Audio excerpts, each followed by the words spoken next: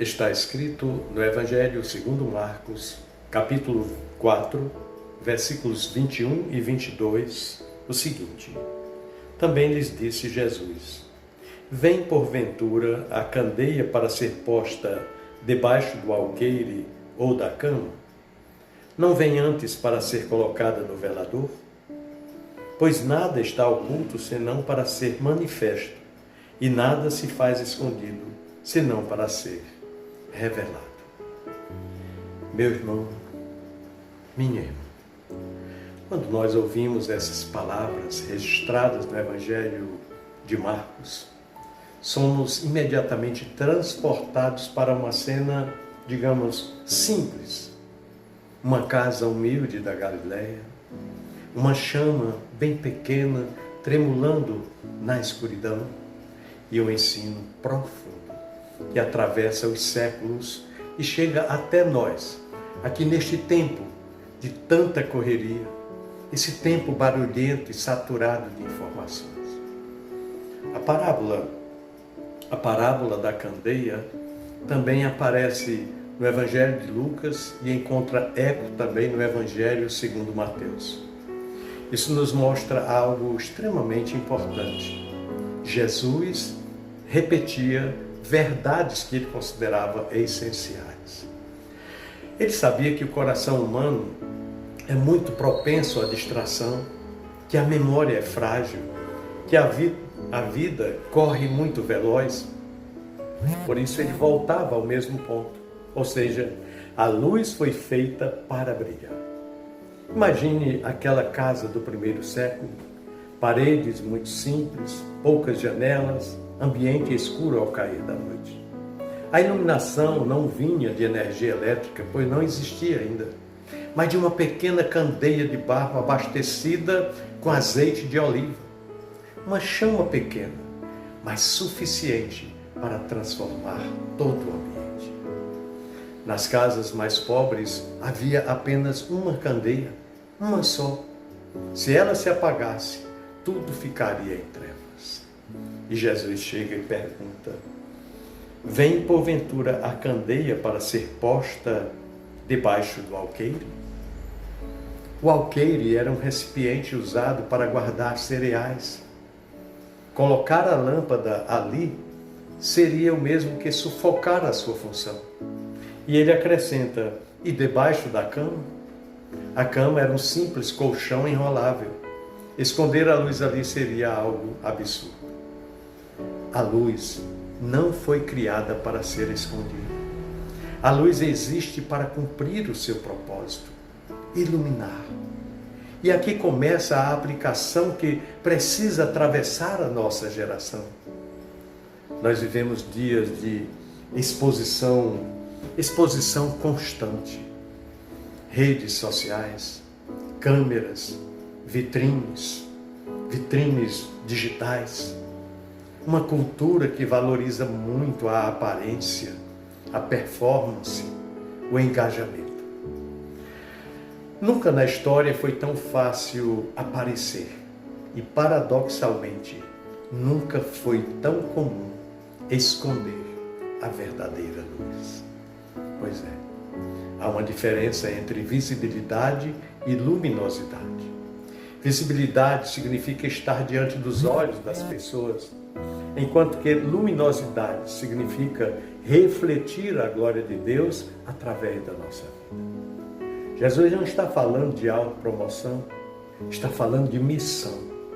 Ele não está incentivando o espetáculo, não está convocando, ele está convocando, na verdade, para testemunhar.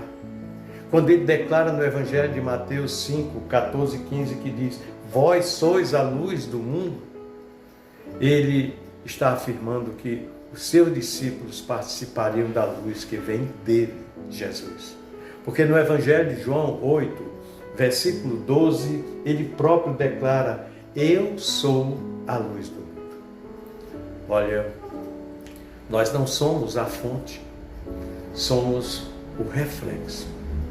E aqui está uma verdade teológica que eu diria é fundamental.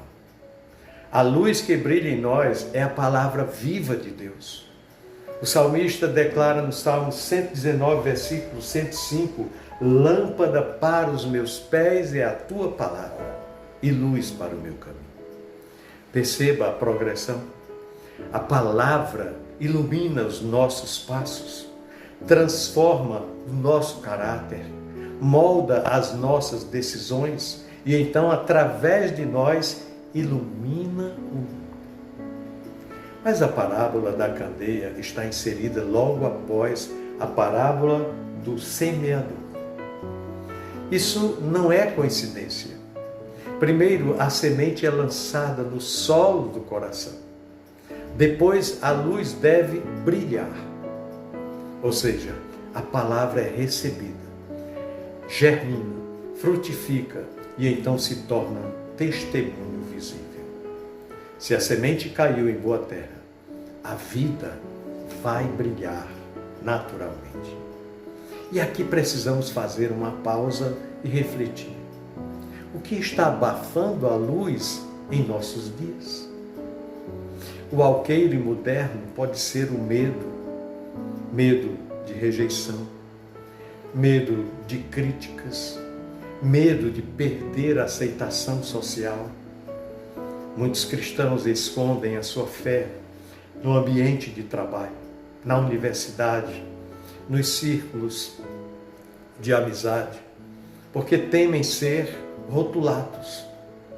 A cama moderna pode ser o conforto, uma fé privada, silenciosa, uma fé, eu diria, confortável, que não confronta, que não se posiciona, que não evangeliza.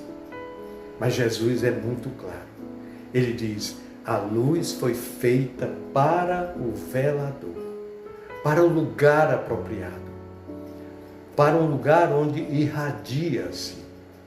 E ele continua, nada está oculto, senão para ser manifesto.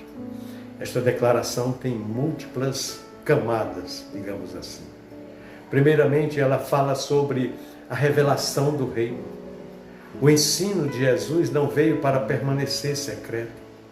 O Evangelho não é uma filosofia esotérica para poucos iluminados. Não, mas é a boa notícia para o mundo inteiro. Na época de Jesus, muitos líderes religiosos escondiam a verdade sob tradições humanas. Criavam sistemas pesados, legalismos, rituais vazios. Mas Jesus veio revelar o coração do Pai. E essa revelação continua.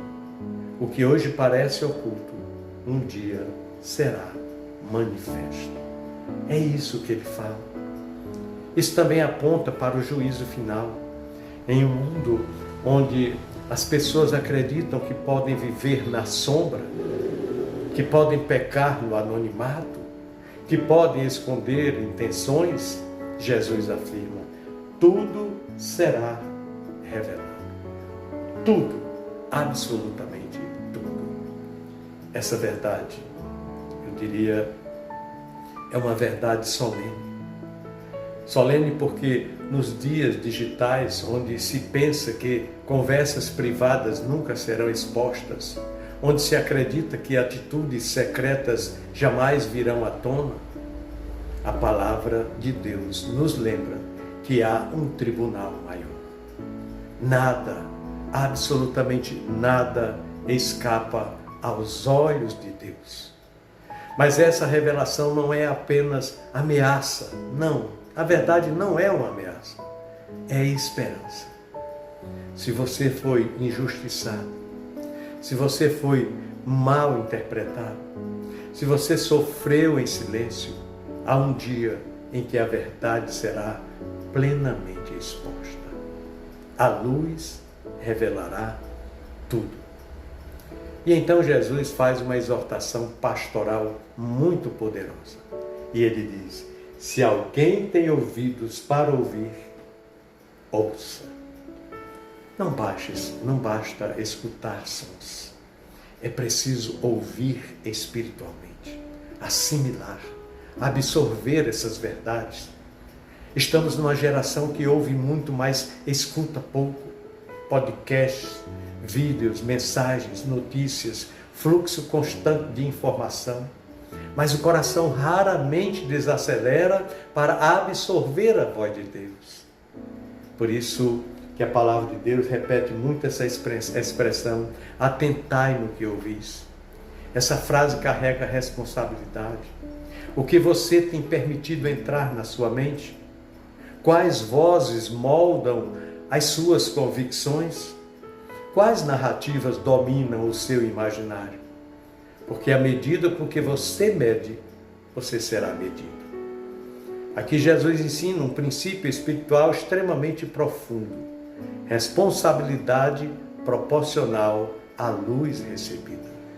Quanto mais luz recebemos, maior a nossa responsabilidade em refletir esses valores e princípios da palavra de Deus através de nossa vida. Nós vivemos, eu diria, numa era de abundância bíblica. Sim, temos acesso a múltiplas traduções, comentários bíblicos, muitas pregações online. Nunca houve tanta disponibilidade de conteúdo cristão. Mas conhecimento sem prática produz endurecimento espiritual. Ao que tem, disse Jesus naquela parábola dos talentos, ao que tem se lhe dará, ao que não tem, até o que se tem lhe será tirado.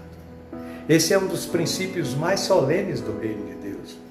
Ou seja, quem valoriza a luz, recebe mais luz. Quem despreza a luz, perde até a sensibilidade espiritual que possuía anteriormente. Espiritualmente não existe estagnação.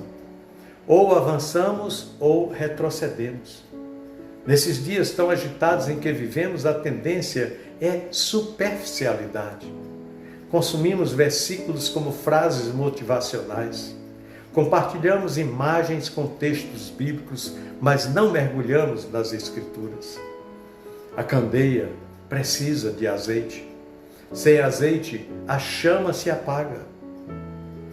Esse azeite simboliza dependência contínua de Deus, vida no Espírito, comunhão diária, alimentação constante na palavra.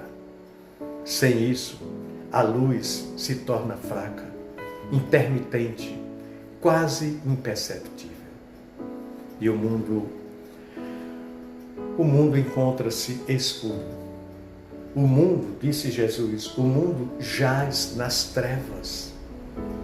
Ansiedade crescente, nunca vimos tanto ansiedade, problemas emocionais, depressão generalizada, violência banalizada, relativismo moral, confusão de identidade, pessoas tentando encontrar significado em performance, em consumo, em aprovação.